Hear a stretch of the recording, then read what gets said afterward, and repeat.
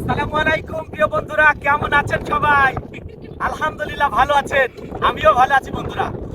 একেবারে ঝিরি ঝিরি বাতাসের মাঝে লোকজন নিয়ে লেগে পড়েছি মাঠে। বাহ, কি যে শান্তি বন্ধুরা। দেখেন কৃষিকাজ কত কষ্ট। পাট বুনেছি, পাট এত সুন্দর পাট হয়েছে বন্ধুরা, আপনাদেরকে বলে বোঝাতে পারবো না, না দেখলে বুঝতে পারবেন না।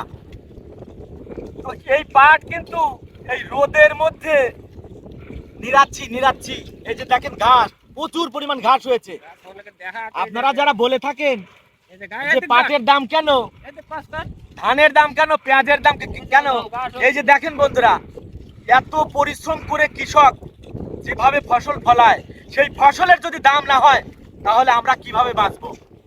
একটা কথা জেনে রাখবেন সব সময়, আমরা কৃষকরা আমরা যদি সুন্দরভাবে এই ফসল উৎপাদন করতে না পারি, সারা বিশ্ব কিন্তু না খেয়ে মরবে, সারা বিশ্ব না খেয়ে মরবে। তাই আপনারা আমাদেরকে একটু বেশি বেশি ভালোবাসবেন, আমার ভিডিওটি আপনারা ফলো দিয়ে পাশে থাকবেন। ইনশাল্লাহ এই গ্রাম বাংলার প্রাকৃতিক দৃশ্য আমি তুলে ধরবো আপনাদের মাঝে। তো প্রিয় বন্ধুরা, দেখতে পাচ্ছেন আমি কিন্তু পাট দিচ্ছি, আর এই পাট যখন বড় হবে বন্ধুরা দেখার মতো, আমি প্রত্যেকটা ভিডিও আপনাদেরকে শেয়ার করবো ইনশাল্লাহ। দেখবেন এই গ্রাম বাংলার সবুজ সমারোহ, মাঠকে মাঠ, ফসল আর ফসল আর ফসল, সেই প্রত্যেকটা ফসল কিন্তু আমি আপনাদের মাঝে তুলে ধরবো।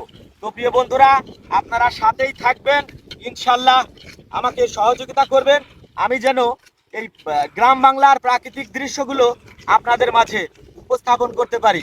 তো প্রিয় বন্ধুরা, আজকের মতো এ পর্যন্তই। ভালো থাকবেন, সুস্থ থাকবেন, ইনশাল্লাহ দেখা হবে পরবর্তী কোনো এক ভিডিওতে। আসসালামু আলাইকুম রাহমাতুল্লাহি ওয়া বারাকাতুহু। খোদা হাফেজ, খোদা হাফেজ। কৃষক হলো এই দেশের গর্ব।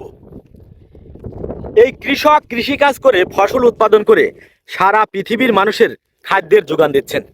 তো এদেরকে আমরা অবশ্যই সম্মান করব।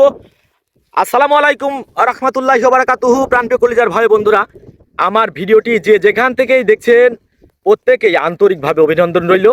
তো প্রিয় বন্ধুরা, আমার সুখের পায়রা পেজটি ফলো দিয়ে অবশ্যই পাশে থাকবেন।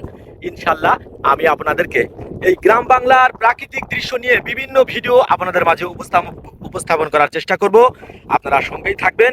তো প্রিয় বন্ধুরা, দেখতে পাচ্ছেন আমি কিন্তু একটা পাটের জমিতে এই পাট এখন ছোট, কৃষক কিন্তু নিড়াচ্ছেন, মানে পরিচর্যা করছেন। অনেক ঘাস হয়েছে, এই ঘাস পরিষ্কার করে দেওয়ার পর এই পাটে আল্লাহর রহমতের বৃষ্টি যদি একটা হয়, তো দেখবেন দিনে দিনে এই পাট কিন্তু সবসময়ই আপনাদের এই গ্রাম বাংলার বিভিন্ন দৃশ্য তুলে ধরার চেষ্টা করি। তো বন্ধুরা, আজকের মতো এ পর্যন্তই। ভালো থাকবেন, সুস্থ থাকবেন, ইনশাল্লাহ দেখা হবে পরবর্তী কোনো এক ভিডিওতে।